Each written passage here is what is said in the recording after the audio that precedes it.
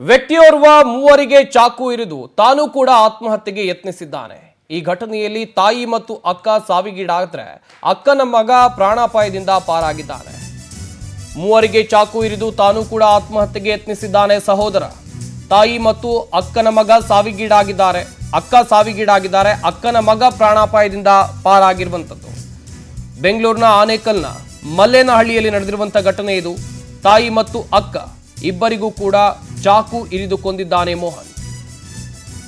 ತಾಯಿ ಆಶಾಗೆ 55 ವರ್ಷ ವಯಸ್ಸಾಗಿತ್ತು. ಅಕ್ಕ ವರ್ಷಿತಾಗೆ 34 ವರ್ಷ ವಯಸ್ಸಾಗಿತ್ತು. ಸ್ಥಳದಲ್ಲೇ ಸಾವಿಗೀಡಾಗಿದ್ದಾರೆ.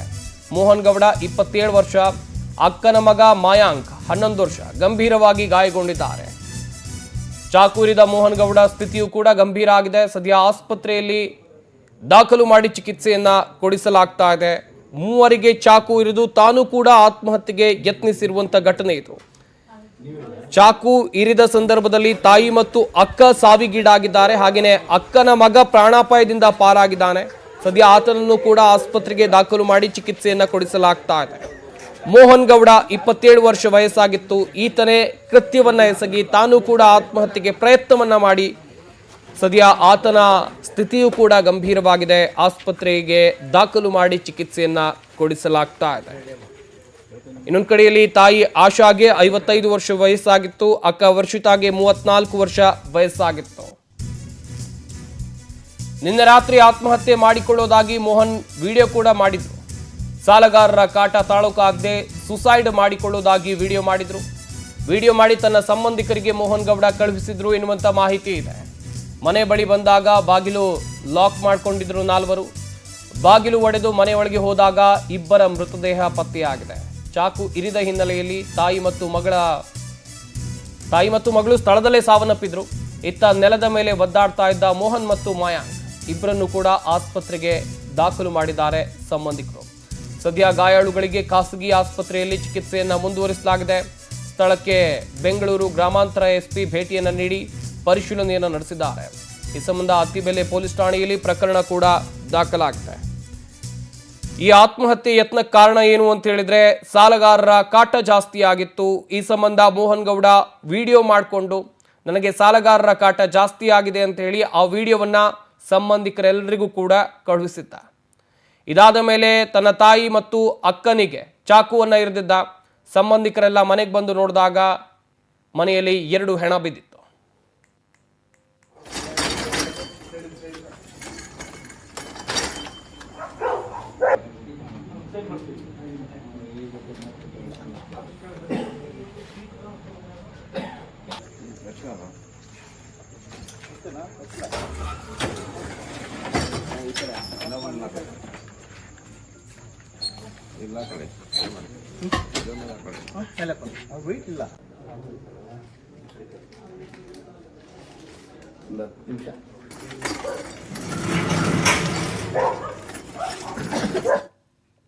ಈ ಬಗ್ಗೆ ಇನ್ನಷ್ಟು ಮಾಹಿತಿಯನ್ನು ಕೊಡ್ತಾರೆ ನಮ್ಮ ಆನೇಕಲ್ನ ಪ್ರತಿನಿಧಿ ರಾಘವೇಂದ್ರ. ದೂರವಾಣಿ ಸಂಪರ್ಕದಲ್ಲಿ ಜಾಯ್ನ್ ಆಗ್ತಾ ಇದ್ದಾರೆ. ರಾಘವೇಂದ್ರ, ಗಮನಿಸ್ತಾ ಇದ್ವಿ, ಎಲ್ಲಾ ಸಮಸ್ಯೆಗಳಿಗೂ ಆತ್ಮಹತ್ಯೆಯೊಂದೇ ಪರಿಹಾರ ಅಲ್ಲ.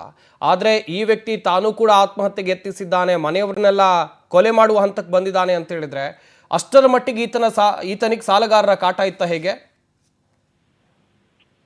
ಎಸ್ ಸಂಪತ್, ಈಗ ಸದ್ಯಕ್ಕೆ ದೊರೆತಿರುವಂತ ಮಾಹಿತಿ ಪ್ರಕಾರ ಕುಟುಂಬದಲ್ಲಿ ಸಾಕಷ್ಟು ಸಾಲದ ಸಮಸ್ಯೆ ಇತ್ತು. ಸಾಕಷ್ಟು ಮಂದಿ ಸಾಲವನ್ನು ವಾಪಸ್ ಕೊಡಿ ಅಂತೇಳಿ ಟಾರ್ಚರ್ನ ಕೂಡ ನೀಡ್ತಾ ಇದ್ರು ಅಂತೇಳಿ ಒಂದು ಮಾಹಿತಿ ಲಭ್ಯವಾಗಿರುತ್ತದೆ. ತಾಯಿ ಆಶಾ, ಅಕ್ಕ ವರ್ಷಿತಾ ಜೊತೆಗೆ ಮೋಹನ್ ಗೌಡ ಜೊತೆಗೆ ಅಕ್ಕನ ಮಗ ಮಾಯಾಂಕ್ 4 ಜನ ಒಂದೇ ಮನೆಯಲ್ಲಿ ವಾಸವಿರ್ತಾರೆ. ಇತ್ತೀಚೆಗೆ ಸಾಲಗಾರರ ಕಾಟ ಜಾಸ್ತಿ ಆಗುತ್ತೆ. ಇದರಿಂದ ಎಲ್ಲರೂ ಸೇರಿ ಒಂದು ಆತ್ಮಹತ್ಯೆ ನಿರ್ಧಾರವನ್ನ ತೆಗೆದುಕೊಂಡ್ರ ಅಥವಾ ಕೇವಲ ಇವರು ಮಾತ್ರ ತೆಗೆದುಕೊಂಡ್ರ ಅಂತ ಹೇಳಿ ಇನ್ನೂ ಕೂಡ ಮಾಹಿತಿ ಲಭ್ಯವಾಗಿಲ್ಲ. ಸದ್ಯಕ್ಕೆ ತಾಯಿ ಮತ್ತೆ ಅಕ್ಕನ ಮಗನ ಕತ್ತು ಸೀಳಿ ತಾನು ಕೂಡ ಈಗ ಆತ್ಮಹತ್ಯೆಗೆ ಯತ್ನಿಸಿರುವಂತದ್ದು ಮೋಹನ್ ಗೌಡ ಅಂತ ಒಂದು ವ್ಯಕ್ತಿ. ನಿನ್ನೆ ಸಂಜೆ ಈ ರೀತಿ ಆತ್ಮಹತ್ಯೆಯನ್ನ ಮಾಡಿಕೊಳ್ತಿದ್ದೇವೆ ಅಂತೇಳಿ ವಿಡಿಯೋವನ್ನ ಮಾಡಿ ಸಾಲಗಾರರ ಕಾರಣದಿಂದಾನೇ ಈ ರೀತಿ ಮಾಡ್ಕೊಂತಿದ್ದೇವೆ ಅಂತೇಳಿ ಸಂಬಂಧಿಕರಿಗೆ ಮೋಹನ್ ಗೌಡ ಕಳಿಸಿರ್ತಾನೆ.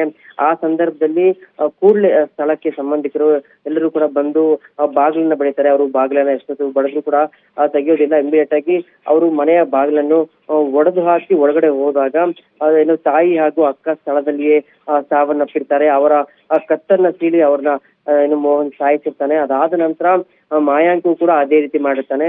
ಆದ್ರೆ ಮೋಹನ್ ಗೌಡನು ಕೂಡ ಅದೇ ರೀತಿ ಮಾಡಿಕೊಂಡಿರ್ತಾನೆ. ಆದ್ರೆ ಮೋಹನ್ ಹಾಗೂ ಮಾಯಾಂಕ್ ಇಬ್ಬರು ಕೂಡ ಗಂಭೀರವಾಗಿ ಗಾಯಗೊಂಡಿರ್ತಾರೆ. ಅವರು ಒದ್ಲಾಡುತ್ತಿರ್ತಾರೆ. ಆ ಸಂದರ್ಭದಲ್ಲಿ ಸಂಬಂಧಿಕರು ಅವರನ್ನ ಏನೋ ಆಂಬ್ಯುಲೆನ್ಸ್ ಕರೆಸಿ ಕೂಡಲೇ ಆಸ್ಪತ್ರೆಗೆ ಅವ್ರನ್ನ ಶಿಫ್ಟ್ ಮಾಡ್ತಾರೆ. ಆದ್ರೆ ತಾಯಿ ಹಾಗೂ ಅಕ್ಕರನ್ನ ಮಾತ್ರ ಅವರು ಕೈಯಲ್ಲಿ ಕಾಪಾಡ್ಲಿಕ್ಕೆ ಆಗೋದಿಲ್ಲ, ಯಾಕಂದ್ರೆ ಅವ್ರು ಆಗಾಗ್ಲೇ ಮೃತಪಟ್ಟಿರ್ತಾರೆ. ಸದ್ಯಕ್ಕೆ ಅತ್ತಿಬೆಲೆ ಪೊಲೀಸರು ಈಗಾಗಲೇ ಸ್ಥಳಕ್ಕೆ ಭೇಟಿಯನ್ನ ಕೂಡ ನೀಡಿ ಪರಿಶೀಲನೆ ಮಾಡ್ತಿದ್ದಾರೆ. ಜೊತೆಗೆ ಬೆಂಗಳೂರು ಗ್ರಾಮಾಂತರ SP ಸಹ ಸ್ಥಳಕ್ಕೆ ಭೇಟಿ ನೀಡಿ ಪರಿಶೀಲನೆಯನ್ನ ಮಾಡಿರುತ್ತದೆ. ಥ್ಯಾಂಕ್ ಯು ರಾಘವೇಂದ್ರ ತಮ್ಮೆಲ್ಲ ಡೀಟೇಲ್ಸ್ಗಾಗಿ.